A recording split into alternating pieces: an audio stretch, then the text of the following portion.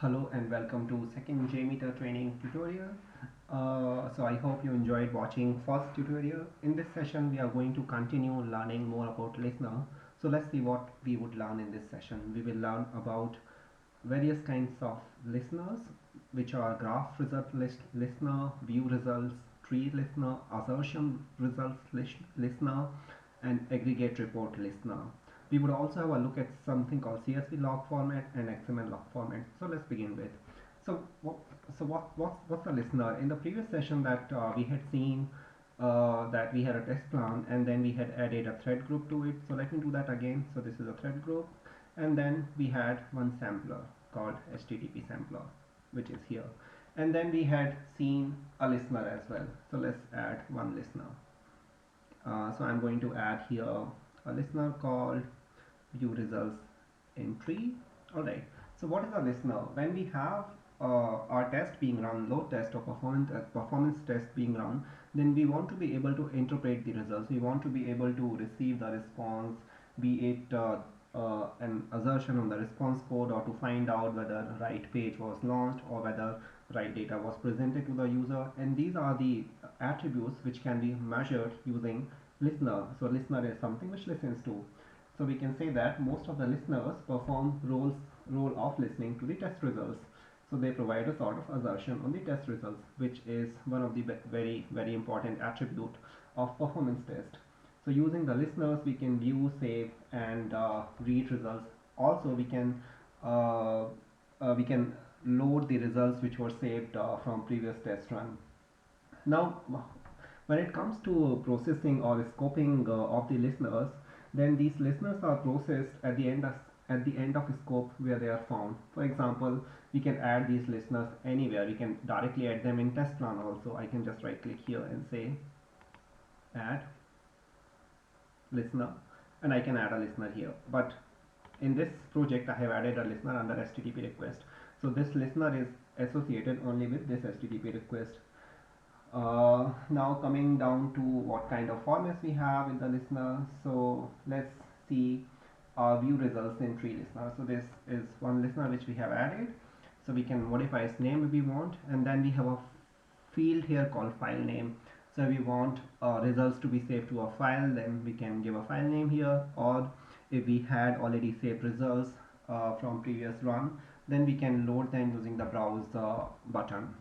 Alright, so I cancel it for now. Now we can also say what kind of logs to display, only errors or only success. And not just this, there are more configuration also. For example, if I click the config button, then I have couple of options here. So these are the options which are used when we want to save the output of listener to a file. And by default, if you see, we have XML as well as CSV options, and here XML by default the listener saves the results in XML format. So we would have a look at more of these options in a while, where we see what is the format of CSV saving. Alright, so this is about how we can write results of listener to a file, or we can load it from there.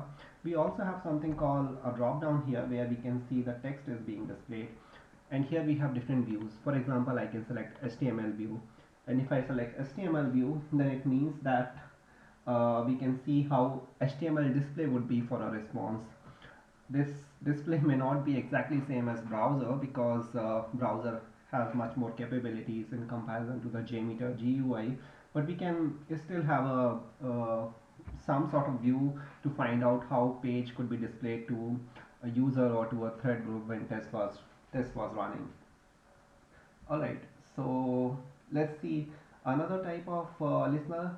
But before that, I must tell you one thing, that when we start creating test, then probably we would not be using the JMeter GUI. We would be running tests from the command line. The reason being, if we have lots of users, lots of thread groups, then JMeter UI itself might become unstable and it might crash. And when we have non-GUI mode, then listeners do not process sample data in non-GUI mode. So in that case, we can save the data into the file using browse button and using this feature called write results to file, read from file, and once test is over, then we can load these results and then we can view them in different sorts of listeners. Alright, So let's see a different kind of listener now. Let's have a look at graph results listener. So we can add graph results listener by the same way. Right click, add listener, and then we have graph results listener here. So this is the graph results listener. So graph results listener, what does it do? It plots the response time on a graph. So when we are sending the request, we want to find out during load test what is the response time, whether the application is too slow, or how does it respond to when we have ramp up period reached and all the users are up and running. Now in this calculation, JMeter also includes its internal processing time, which is more realistic because you do not have a server responding to you always almost immediately when users are sending requests to it. Now we also have some figures at the bottom of the page, for example number of samples, latest samples, average, etc. These are the figures which are for the current values. So when tests are run, you will see these values changing, which means that it indicates at the point of time of running the test what is the value of say throughput, etc. Throughput is one important measurement here, which means that what is the number of requests per minute server handled. Alright, so we saw view results in tree, we saw graph results. Let's see something more. Yeah, let's see assertion results list now.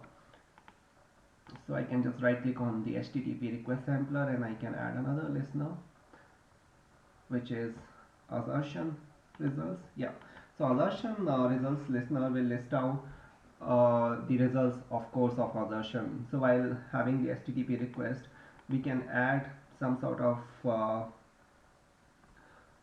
assertions which we would do when we write test in the future, and we can have say HTML assertion, and when we have these assertions, then output of these assertions can be measured using assertion results listener. So if I bring control on assertion results listener, herein we would see all the assertions when we run the test. As usual, like other listeners in JMeter, we can also write results of assertion results listener in a file, or if we had run a test, then we can load results here. We can also display only error or successes here, or we can configure what is to be saved to a file, be it CSV or XML file. We will read more about this configuration in a while. So this is about assertion listener, and then we can also have another listener called aggregate report. So let's try to add that too. Listener aggregate report. Alright, so what does aggregate report do? Aggregate report creates a table row for each request in the test, and for each request it shows the request count, min, max, percentile, error percentage, throughput, kilobyte per second. Don't worry if you do not understand terms like average, median, percentile at this point of time. They come from statistics, and I would have a different tutorial to explain what they are and how they can be used to measure the results of performance test. So this is aggregate report. Once test is done, then what's the throughput here? Here throughput would be the actual throughput for the duration of the entire test. Okay, so we have seen that in all types of listeners we have capability to results write to a file or read results from a file, and these results are supported in two formats, XML as well as CSV. So let's see the format of these files. So if we want to configure what fields are to be saved, this is something we can do using the configure button, and then we can select what is to be saved. And if we are saving CSV columns, for example, in the bracket of field you can see CSV, so it means a CSV file specific field, and if we are doing that, then in that case we would have following configurations. Okay, so let's see what is the CSV log format. So we have, let's come back here. Alright, so we have say timestamp. Timestamp is one field. So what does timestamp do? So timestamps is going to save the time in milliseconds since 1970. 1970. We had seen, if you had followed my Java tutorial, then we had seen that we can use system class to generate the timestamp. Then we have something called elapsed. So elapsed would be another field here which is hidden somewhere. Yeah, this save elapsed time. So elapsed time is something which says how much time is elapsed in millisecond. Then we can save the label, which is the sampler label. For example, let's see it here. Label, yeah, so it saves the label. So label, whatever label we give would be saved in the test report.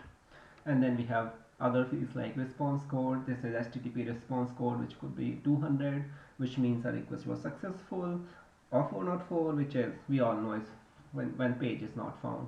Then we have response message, which could be okay. Then we have name of the thread, data type, success, whether it was true or false, failure message if you want to log the failure messages as well. Then we can select failure message, which would be here, save assertion failure message.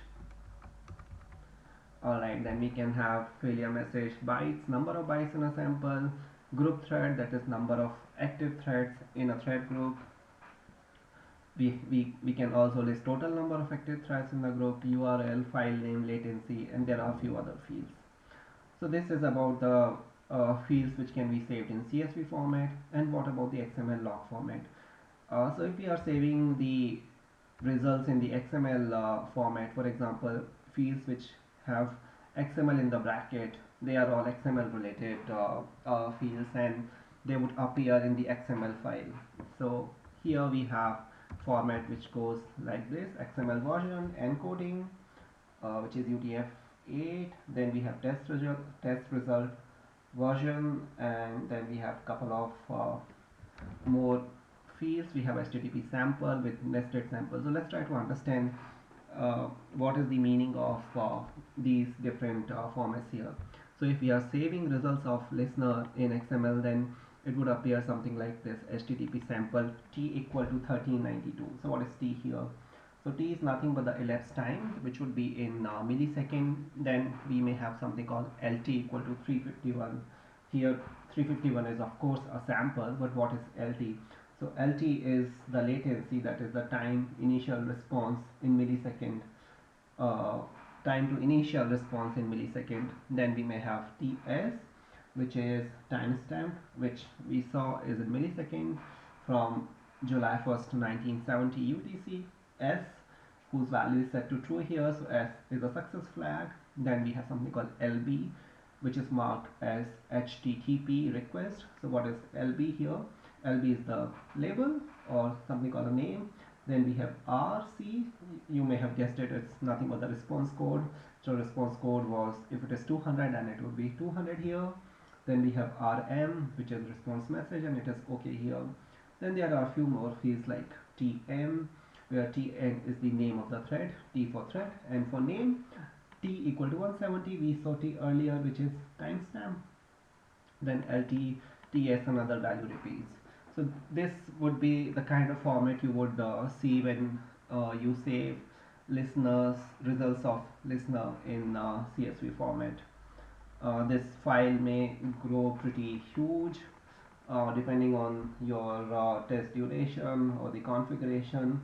Hence, when you are running your test, which is why I was saying that when we run our test, we would not be using the